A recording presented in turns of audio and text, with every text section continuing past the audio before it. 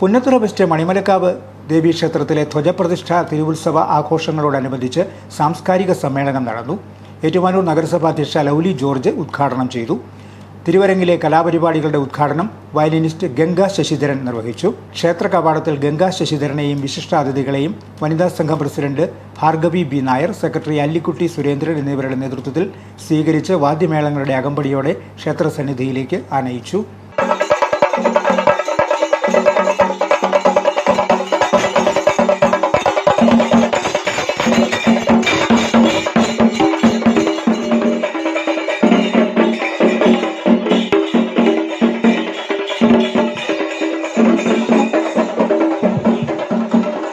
സമ്മേളനത്തിൽ മുനിസിപ്പൽ കൗൺസിലർമാരായ ES ബിജു, പ്രിയ സജീവ്, സഹകരണ ബാങ്ക് പ്രസിഡന്റ് ബിജു കുമ്പിക്കൽ തുടങ്ങിയവർ പ്രസംഗിച്ചു.